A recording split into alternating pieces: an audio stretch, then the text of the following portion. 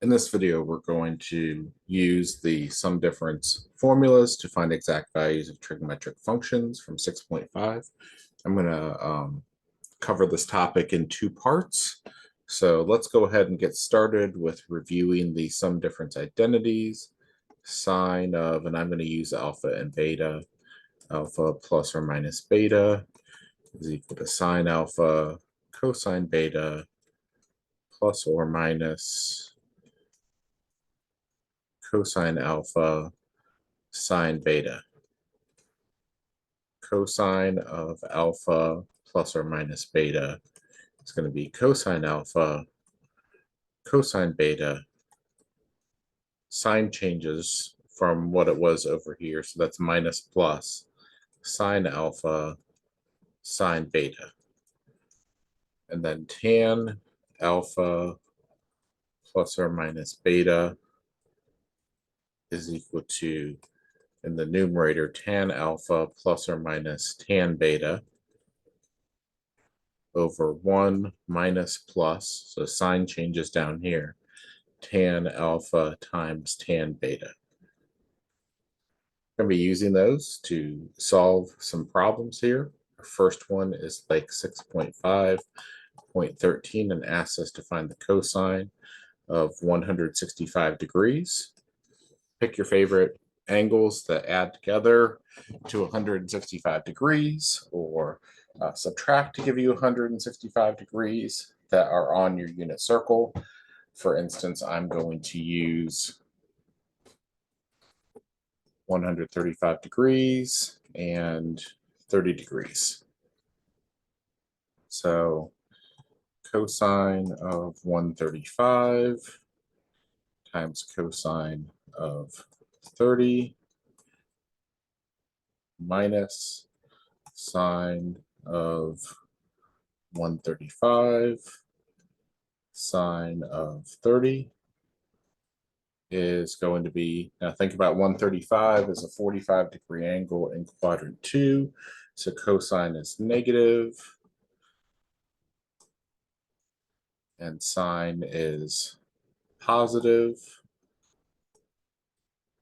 Cosine of 30 degrees is root 3 over 2. Sine of 30 degrees is 1/2. So this is negative root 6 over 4 minus root 2 over 4. And that would be fine for me, but you're going to see my labs write this as something like 1/4 times negative root 6 minus root 2. I don't know why they like to factor out that denominator, but they do. Sometimes they're going to factor out other things. Just go with it. But your teacher will be fine with this as a negative root 6 minus root 2 over 4. Write that over your common denominator or factor that denominator out. All right, let's look at the next one, which is going to be in radians instead. So that's going to be sine of 5 pi over 12. And this is going to be based off of 6.5.17. We have a couple different ways that we can get a denominator of 12. We want to choose denominators that are relatively prime, meaning they have no factors in common. So we wouldn't want to choose 2 and 6 because 2 is a factor of 6. So let's choose 3 and 4 for our denominators. So sine of something pi over 3 plus or minus something pi over 4, and 3 times 4 is going to give me 12. So I'm just going to call this A plus B for now. If B comes out to be a negative number, then we'll change it to subtraction. So that means that 4A plus 3B needs to be equal to 5. So I have a few different ways that I can do this, but the easiest way for me to see to do this is to let A be 2. 4 times 2 is 8. And let B be negative 1. So 8 minus 3 is 5. So I'm going to change sine of 5 pi over 12 to be sine of 2 pi over 3 minus pi over 4. Then I'm going to look at my unit circle. Once I expand here, so sine of alpha minus beta is sine of alpha, cosine of beta, minus cosine of alpha, sine of beta. So sine is positive in quadrant 2. This is going to be a root 3 over 2. This is going to be a negative 1/2. This is root 2 over 2. And this is also root 2 over 2.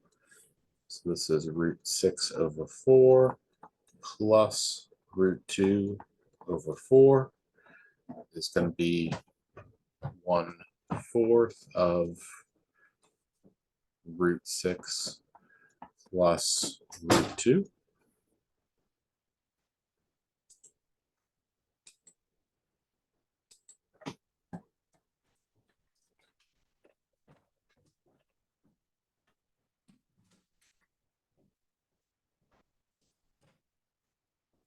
And the next one here, we have it expanded and we're going to condense it to simplify it.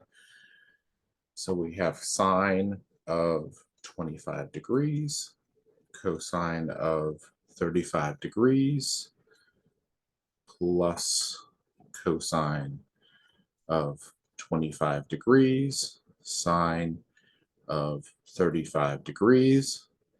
So we're going to say alpha equals 25 degrees, beta equals 35 degrees. This is sine alpha cosine beta plus cosine alpha sine beta. So this is going to be sine of alpha plus beta, which is sine of 25 degrees plus 35 degrees is sine of 60 degrees is root 3 over 2.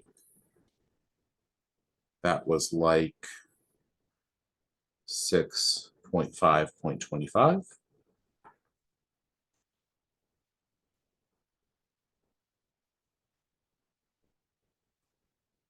I have another one like that now, but in radians. So this one's going to be like 6.5.31.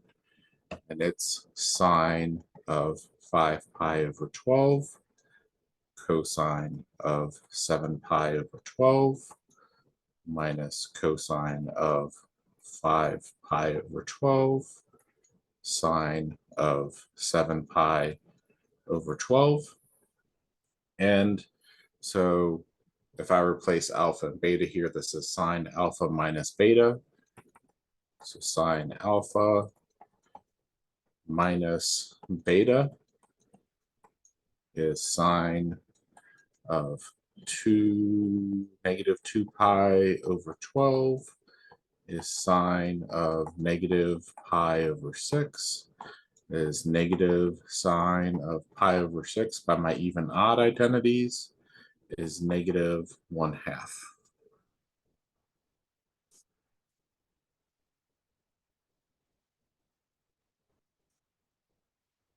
Right? And I'm going to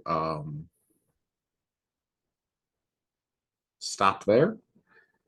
The next problems have 4 parts each, so it's like I have 8 problems left for the 2 problems that I have remaining. So we'll come back and do those in their own video in part 2.